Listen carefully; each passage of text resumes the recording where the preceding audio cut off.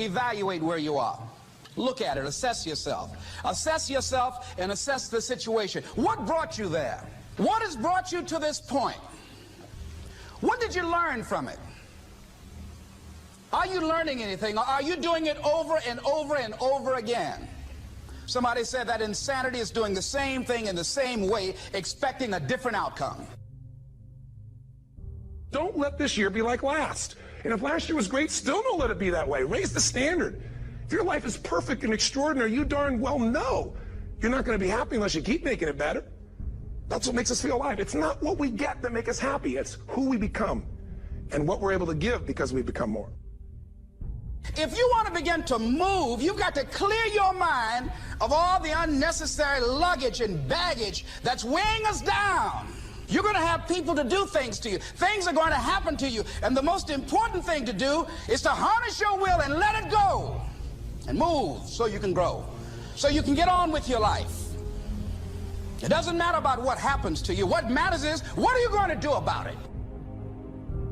If there's anything that'll shift your life, that'll get you to thrive in a difficult situation, is take some massive action. Try something else. Change it, try it, move it. Progress equals happiness. If you can start to make progress, if you can get yourself going, even if it's not perfect, if it doesn't work, you know what to do. Just change your approach. That doesn't work, change your approach. So often in life, people don't begin the journey because they're not quite sure what to do or how to do it right or how to do it perfect. You want to change your body? Get yourself moving. Don't wait for the perfect trainer. Just go out there and move. Put on your shoes and move and get momentum. I'm going to turn this situation around. I'm not going to sit back and moan and cry over what happened and what went wrong and who did what. I'm going to do something about this situation. The other thing is, take full responsibility for your life. Accept where you are and the responsibility that you're going to take yourself where you want to go. Someone said we have two primary choices in life.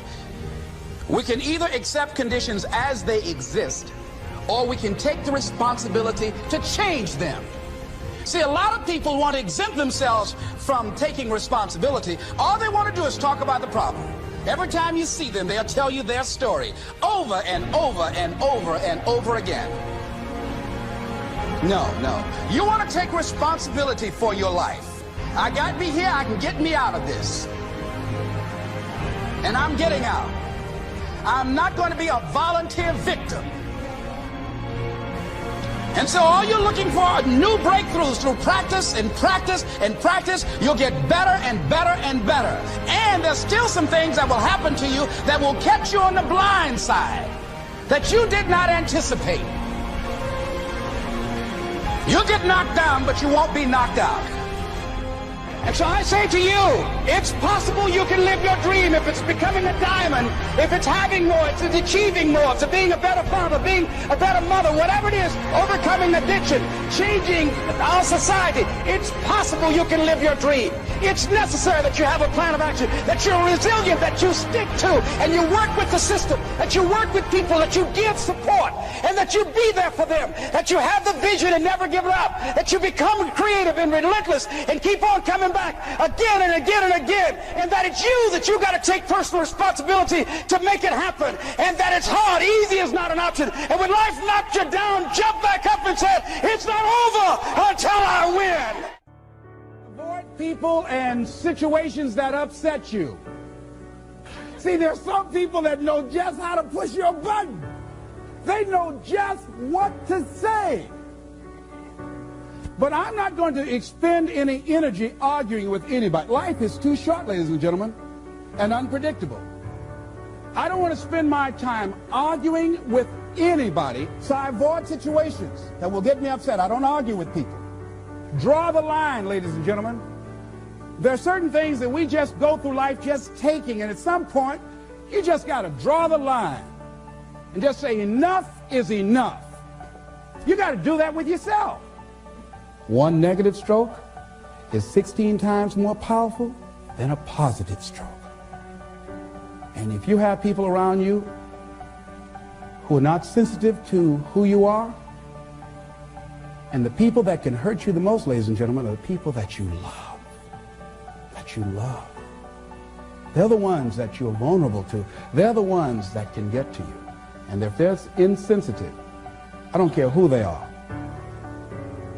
See, if you don't draw the line with people, if you just let them run rampant in your life, and you let things happen to you that you don't feel good about, if you continue to allow it to happen, you won't feel good about yourself. Your image of yourself will erode. So you've got to draw the line. Why do people just go to a job where they're miserable, day in and day out? Why do people stay together and they're miserable, sleeping in separate rooms, or arguing, or the only thing they have in common is paying the bills? Don't talk, don't communicate, don't share anything together. Day in and day out, as short and unpredictable that life is, being mean to each other. Why do people do that?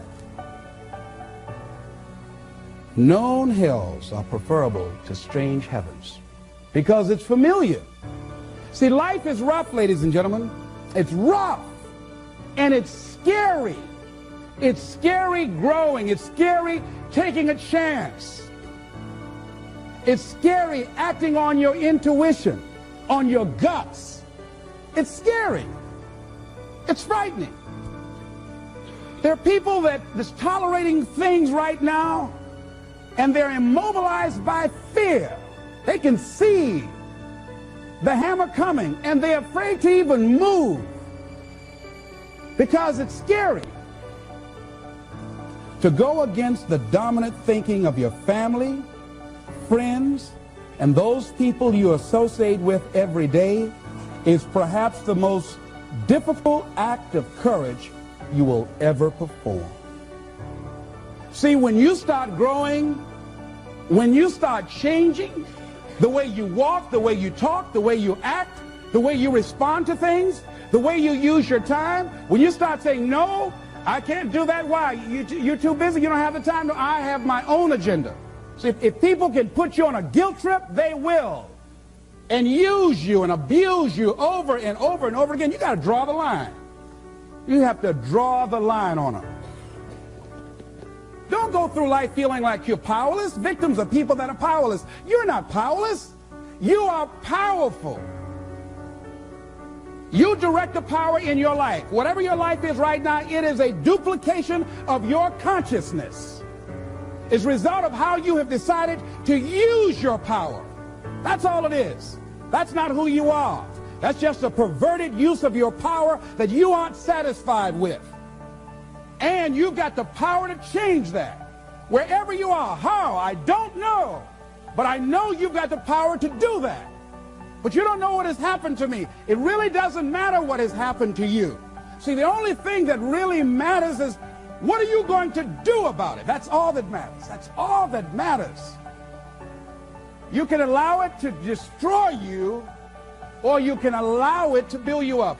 We never get to a level where we feel that there's nothing else for us to do, that we've achieved a certain number of goals and we figure that we're through. No, no. You don't want to stay there and celebrate too long like a lot of people do. They do something they consider outstanding. They go around talking about what they used to do. See, let me tell you, I used to do this and I used to do that. Excuse me, used to be's don't make no honey. What are you doing now? You're still here breathing. That means you've got some more to give. Doesn't matter how old you are. Doesn't matter about where you are. Doesn't matter about what you have. Doesn't matter about what you've done.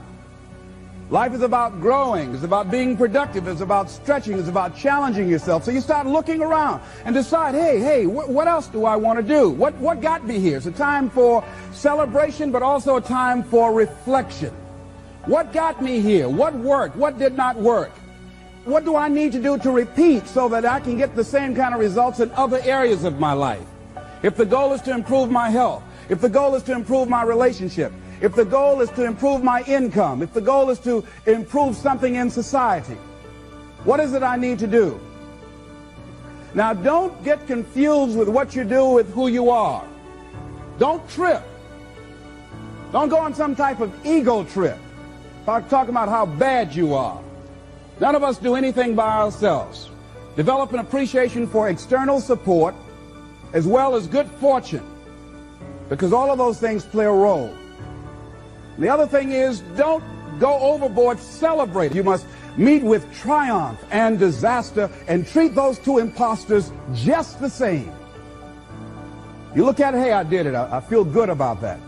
Now you're moving on to the next thing. Things did not work out the way you wanted them to work out. You didn't produce the results you wanted to produce. Hey, miss that. Win some, you lose some. Next, moving right on. Don't confuse who you are with what you do. Make your mind fertile ground for the seeds of opportunity. Think if you want to experience a sense of fulfillment, you've got to have an open mind so that ideas can come in there and take root and grow.